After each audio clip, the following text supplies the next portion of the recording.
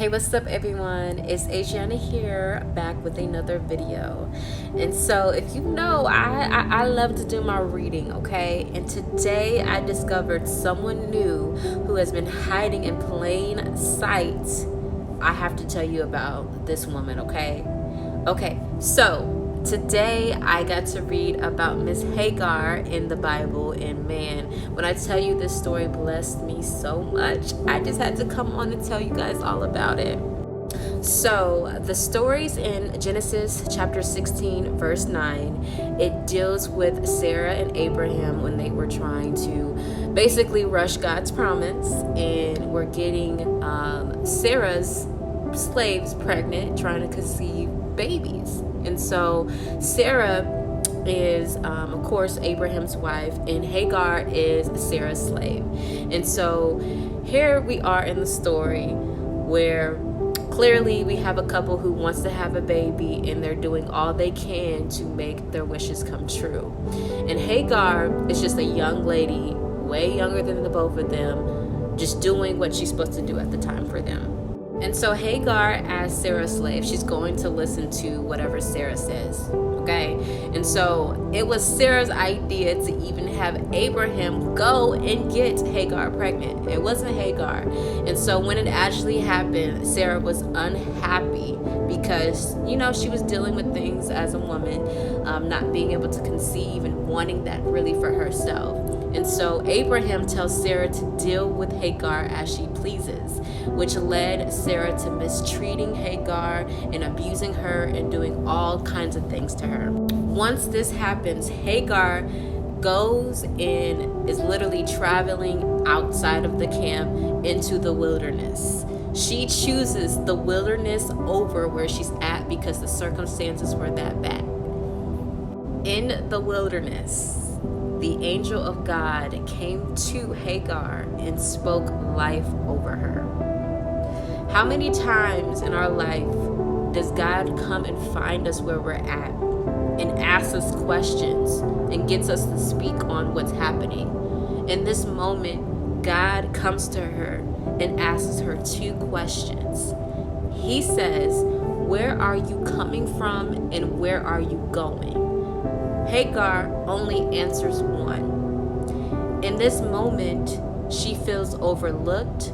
In this moment, she feels like abuse and being a slave is what her life is made out to be for her.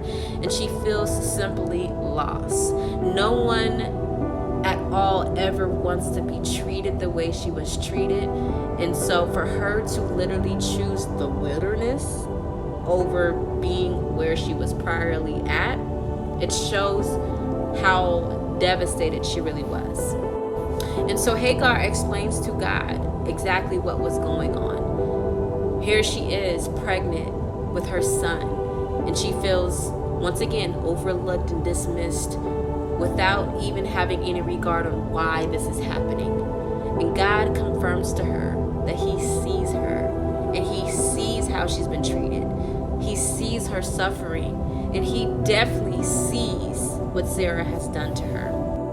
In this moment, he actually confirms that since Abraham is the father of the son that she is carrying, that he is going to bless her and her son because of his promise. You see, when you align with God's word, it doesn't matter where you're running from or the circumstances that have caused you to run. He will come and meet you to get you back to where his word is placed. In my prior videos, I talk about how God has us in a season of pivoting and literally lining up with his word. And in this exchange, we get to see Jeremiah 29:11 lived out. And this is why we have to know that God's word is a living word. It's not a word that just happens. It's not just he said what he said. No, his word has to come to life. And in this moment, not only does he give her a hope, but he gives her a future by prophesying over her seed that she's carrying. We have to give respect to our mothers, because when it comes to God's word, it has to be carried and trusted within somebody that God sees and acknowledges. there is hope in being seen. There is so much hope in being seen. And God confirms and gives that revelation to Hagar at this moment, to the point where she takes it upon herself to give God a name. El Rohim, the God that sees me, the God that saw my suffering, the God that saw me running from my abuse and my suffering and came to me in the wilderness and is literally telling me to go back because he sees glory on the other side. See, when you realize that you are God's living word, that you are a part of his plan, not even Sarah, connected to the one that God has truly called, can stop it.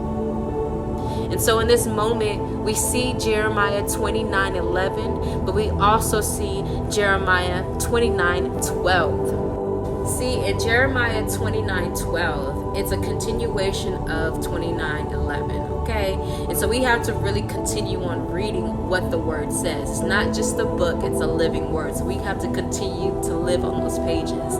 It talks about how when we call on the Lord, he sees us. And so not only does God confirm what he has called to her name, because God doesn't always have to change your name to a different language. He'll confirm what he said in the first place. I'm almost done, y'all, I promise. This is so good. I hope y'all catching this. But not only does God confirm what he said about her and confirms that he sees her, she also gives God a name. But lastly, he tells her about her seed that she's carrying, Ishmael, which means the God who hears.